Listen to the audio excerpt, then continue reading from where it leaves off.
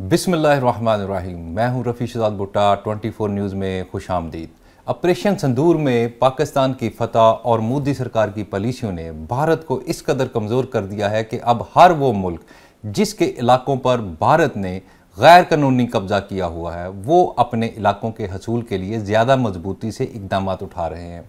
नेपाल के मरकजी बैंक की जानब से गुज़िश्ता रोज़ 100 रुपए के नए करेंसी नोट का इजरा बज़ाहिर एक मामूल का मालियाती इक़दाम दिखाई देता है, लेकिन इसके अंदर छुपी सियासी अलामतों ने पूरे खित्ते में हलचल मचा दी है। जी हाँ, ख़ुसूसन भारत में, जहाँ इस इक़दाम को नेपाली रियासत की जानब से एक खामोश मगर वाज़ेह सफारती पैगाम करार दिया जा रहा है। नए नोट में शामिल नेपाल का ताज़ा शुदा नक्शा, जिसमें काला पानी, लिपुलेख और लेम्पिया धोरा के वो इलाके शामिल कर दिए गए जिन पर दोनों ममालिक के दरमियान तकरीबन 2 दहाइयों से तनाज़ा मौजूद है, महज जोग्राफियाई इलामत नहीं बल्कि एक मजबूत सियासी मौक़िफ़ की अक्कासी भी करता है। गैर मुल्की मीडिया रिपोर्ट के मुताबिक इस नए नोट पर नेपाल राष्ट्र बैंक के साबिक़ गवर्नर महाप्रसादा अधिकार के दस्तखत दर्ज हैं। तहरीर में जो BS जबकि नोट के इजरा का साल 2081 ग्रेगोरियन कैलेंडर के मुताबिक 2024 से मुताबिकत रखता है। इसी तवाफ़त ने यह वाज़ेह कर दिया कि करेंसी डिज़ाइन की मंजूरी गुज़िश्ता बरस ही दी जा चुकी थी, इसलिए अब जारी होने वाला नोटों पर वही साल दर्ज किया गया है। ये मामला महज करेंसी डिज़ाइन तक महदूद नहीं बल्कि इसके पीछे नेपाल की तवील सियासी सोच कार फरमा है। ये हकीकत भी काबिल गौर है कि नेपाल ने 2020 में उस वक्त के वज़ीर आज़म KP शर्मा ओली की हुकूमत के दौरान एक तरमीमी नक्शा जारी किया था, जिसमें ये तमाम मतनाज़ा इलाके आइनी तौर पर नेपाल का हिस्सा करार दिए गए थे, जिसे बाद अज़ां पार्लियामेंट ने भी तौसीक़ फराहम कर दी। ये इक़दाम इस बात की निशानदही करता है कि नेपाल का इलाकाई मौक़िफ़ महज वक्ती सियासी मसलहत नहीं बल्कि रियासती पॉलिसी का हिस्सा बन चुका है। अब मालियाती शोबे तक में जम किया जा रहा है। गुज़िश्ता बरस साबिक़ वज़ीर आज़म पुष्पा कमाल ढाल की मंजूरी से इस नए नक्शे पर मुश्तमिल 100 रुपए के नोट का डिज़ाइन बाज़ाब्ता तौर पर मंजूर किया गया था और अब इस नोट की बैक साइड पर मौजूद पुराना नक्शा हटाकर नया नक्शा शामिल करने के लिए अहकामात जारी कर दिए गए हैं। नए डिज़ाइन के मुताबिक, नए नक्शे के मुताबिक नोट जारी किए जाने से इसे गर्दिश में लाया गया है, जो इस इलाकाई तनाज़े को नई जहत फराहम कर रहा है। दूसरी जानब भारत इस पेशरफ्त पर सख्त भरमी का इजहार कर रहा है। भारत का मौक़िफ़ है कि काला पानी, लिपुलेख और लिपाधुरा उसके कदीम और कानूनी इलाके हैं और नेपाल की जानब से यकतरफा नक्शा साजी कतई तौर पर नाकाबिल कबूल है। भारतीय वज़ारत ख़ारजा का रद्द-ए-अमल वाज़ेह तौर पर सफ़ारती तनाव की जानब इशारा करता है, जिसमें कहा गया है कि ऐसे मसनूई तौसीफ़ पसंदाना नक्शे हकीकत को तब्दील नहीं कर सकते और ना ही इन्हें किसी भी सूरत इलाकाई दावे के तौर पर कबूल किया जाएगा।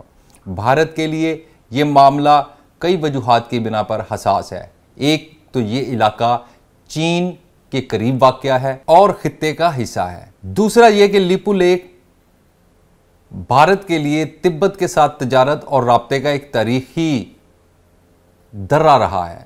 ऐसे में नेपाल के नक्शे में तब्दीली और फिर उसे करेंसी पर छाप देना महज एक अलामती इजरा नहीं बल्कि एक दायमी रियासत पोजीशन की मुस्तहकम निशानदही है, जिससे भारत को सफारती तौर पर दबाव का एहसास हो रहा है। अगर इस तनाज़े की तारीखी जड़ों की तरफ देखा जाए तो ये मामला बरतानवी दौर के नक्शों और 1816 के सगावली मायदे से शुरू होता है, जिसमें नेपाल और बरतानवी हिंदुस्तान के दरमियान सरहदी हदूद का तयन किया गया था। नेपाल का दावा है कि मायदे के मुताबिक दरिया काली के असल शाख लिपाधुरा से शुरू होती है, लिहाजा इसके दाएं जानब के सारे इलाके काला पानी नेपाल का हिस्सा बनते हैं। इसके बरक्स भारत का मौक़िफ़ है कि दरियाए काली की असल शाख काला पानी के करीब से शुरू होती है और ये तमाम इलाके हमेशा से भारतीय इंतज़ाम में रहे हैं। दोनों ममालिक के पास तारीखी नक्शों और दस्तावेजात का अपना अपना जखीरा मौजूद है, जैसे वो अपने मौक़िफ़ के हक में पेश करते हैं। अगर हकीकत ये है कि ये तनाज़ा दहाइयों से टेक्निकल कमेटियों, दो तरफा मुज़ाकरात और सफारती सतह की कोशिशों के बावजूद हल नहीं हो सका। नेपाल के नए करेंसी नोट ने इस तनाज़े को एक बार फिर उस वक्त शिद्दत दी है जब दोनों ममालिक अंदरूनी सियासी दबाव का शिकार हैं। नेपाल की सियासत गुज़िश्ता चंद बरसों से अदम इस्तेहकाम का शिकार है, जहां हुकूमतें बदलती रही हैं और अवामी हमायत को बरकरार रखने के लिए कौम परस्ती का बयानिया अक्सर इस्तेमाल होता रहा है। भारत के बारे में सख्त मौक़िफ़ रखना नेपाल के मुतअद्दिद सियासी धड़ों के लिए दाखिली मकबूलियत का ज़रिया बन चुका है।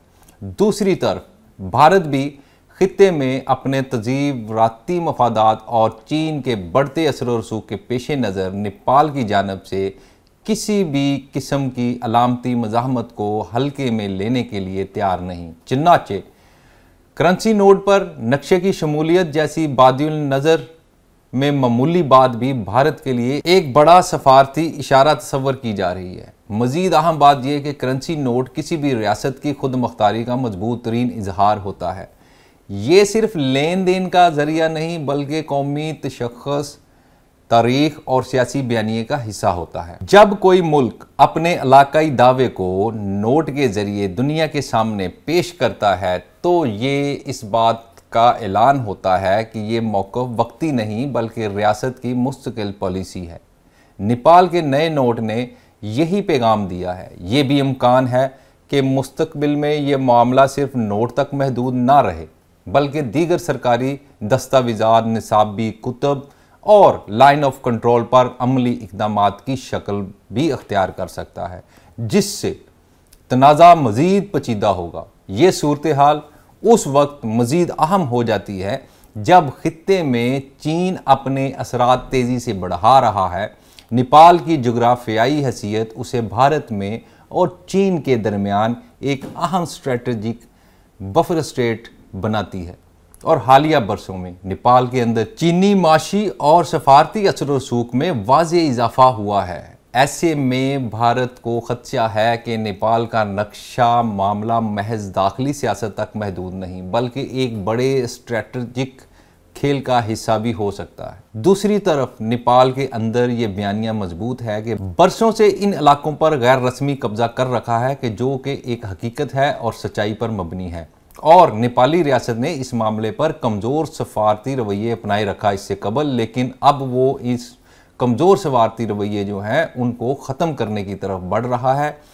इसीलिए नए करेंसी नोट का इजरा मुल्क के अंदर एक सियासी कामयाबी के तौर पर भी देखा जा रहा है। नेपाली अवाम को एक बड़ा तबका इस कौमी वकार की बहाली करार दे रहा है जो हुकूमत के लिए सियासी तौर पर फ़ायदेमंद है। इसके बरक्स भारतीय मीडिया इस इक़दाम को चीन के दबाव और नेपाली सियासतदानों की पॉपुलिस्ट हिकमत अमली करार दे रहा है। इस तरह दोनों ममालिक के अंदरूनी बयानिए इस तनाज़े को मज़ीद उलझा रहे हैं। ऐसे में ज़रूरी है कि दोनों ममालिक जज्बाती बयानात और अलामती इक़दामात से आगे बढ़कर हकीकत पसंदाना सफारतकारी की तरफ आएँ। सरहदी तनाज़ात का हल नक्शों से नहीं बल्कि मुज़ाकरात और मुश्तरका टेक्निकल जायज़ों से निकलता है। यही वो वजह है कि पाकिस्तान ने भी अब तक जो है वो हमेशा भारत के ऊपर जोर दिया है कि आप मुज़ाकरात के ज़रिए अपने खित्ते के जो ममालिक हैं उनके साथ बैठें। ठीक है, पहले ये एक हिस्सा था, फिर आज़ादी की तहरीकें चली, इलाके आज़ाद हुए और अब भी आज़ादी की जो तहरीकें चल रही हैं, जो आज़ादी मांग रहे हैं, जो इलाके आज़ाद होना चाह रहे हैं, उनका खुशदिली से उनको कबूल करना चाहिए, बजाय इसके कि आप जो आज़ाद हो चुके हैं ममालिक उनमें भी आप मुश्किलात पैदा करें। जैसे पाकिस्तान के अंदर आप बलूचिस्तान को अलहदा कराने की तहरीक चलाने के लिए फ़ंडिंग कर रहे हैं और अफ़गानी तालिबानों को जो है वो आप फंडिंग आपने शुरू कर रखी है खुफिया तौर पर। आपकी एजेंसीज़ जो है इसमें बाकायदा मुलव्वस है और पाकिस्तान में हालात ख़राब कर रहे हैं, आप नेपाल में ख़राब कर रहे हैं, आप बांग्लादेश में हालात ख़राब कर चुके हैं और अब भी आप कर रहे हैं। तो इंडिया को अब ये सोचना होगा, अब वक्त आ गया है कि इंडिया जो है वो इन चीज़ों के ऊपर सोचे और ये जो मोदी सरकार है इससे जान छड़ाए। रियासत जो इंडिया की रियासत है और रियासती अदारे हैं वो मोदी सरकार से जान छड़ाएं, बीजेपी से जान छड़ाएं, आरएसएस के एजेंटों से जान छड़ाएं और आरएसएस से जान छड़ाएं और ये बंद करें ये सारा खेल जो उन्होंने एशिया का अमन जो है वो तबाह किया हुआ है। अगर वो ऐसा नहीं करेंगे तो अब चूंकि जंग तो आपने करके देख ली, ऑपरेशन सिंदूर आपने जिस जाहो जलाल से शुरू किया था वो उससे डबल जाहो जलाल के साथ वो मिट्टी का ढेर बन के ख़त्म हो गया। और अब इसी तरह आपके कमज़ोर सफारती मामलात की वजह से नेपाल जो है उसने भी ये इक़दाम उठाए हैं। आखिर में ज़रूरी ये है कि नेपाल की जानब से नए करेंसी नोट का इजरा एक अलामती लेकिन गैर मामूली सफारती पैगाम है जिसने बरसों पुराने सरहदी तनाज़े को एक बार फिर आलमी तवज्जो का मरकज़ बना दिया है। भारत का सख्त रद्द-ए-अमल और नेपाल की अंदरूनी सियासी ज़रूरतें इस तनाज़े को मज़ीद गहरा कर सकती हैं। तो अब वक्त आ गया है इंडिया के लोगों को, इंडिया की आवाम को, इंडिया के रियासती अदारों को जो है वो सोचना होगा और RSS से जान छुड़ानी होगी और अमन कायम करने के लिए आगे बढ़ना होगा। अगर वो समझता है कि वो बड़ा है तो बड़े भाई जैसा किरदार भी अदा करे, वरना अब कोई भी मुल्क, वो नेपाल हो, पाकिस्तान हो, बांग्लादेश हो, आराम से नहीं बैठेगा, श्रीलंका हो, खामोश नहीं बैठेगा। अब बहुत खेल खेल लिया, बहुत फंड आपने लगा लिए, जितना पैसा आपने इन ममालिक में डिस्टर्बेंस पैदा करने के लिए और इन ममालिक को तोड़ने के लिए लगाया, उतना पैसा आप अपनी जनता पे, अपनी आवाम पे लगाते तो हो सकता था कि खुशहाली आज से 4 गुना ज़्यादा इंडिया में होती। आप इन पैसों से अपने अवाम को, अपने शहरियों को, दूर दराज के इलाकों में रहने वाले लोगों को उनके मसाइल दूर करें, उनको पानी, जहाँ पानी नहीं है वहाँ पानी फ्राहम करें, डैम बनाएं। और जहाँ पे बहुत सारी आबादी तो आपकी ऐसी है कि जिनके पास, बेचारों के पास जगह नहीं है कि वो जाके टॉयलेट कर सकें, तो आप इन पैसों को यूटिलाइज करें लोगों के ऊपर, आवाम के ऊपर, बजाय इसके कि आप श्रीलंका में फंडिंग करके दहशतगर्दी करवाएं, आप नेपाल में दहशतगर्दी करवाएं, आप पाकिस्तान के अंदर दहशतगर्दी करवाएं, आप कनाडा के अंदर दहशतगर्दी करवाएं, आप अमेरिका के अंदर दहशतगर्दी करवाएं। आप इस फंडिंग को रोकें और अपने शहरियों पर लगाएं, उन्हें सहूलियत फराहम करें। मुझे दीजिए इजाज़त, अगले व्लॉग में दोबारा मुलाकात होगी। अल्लाह हाफिज़।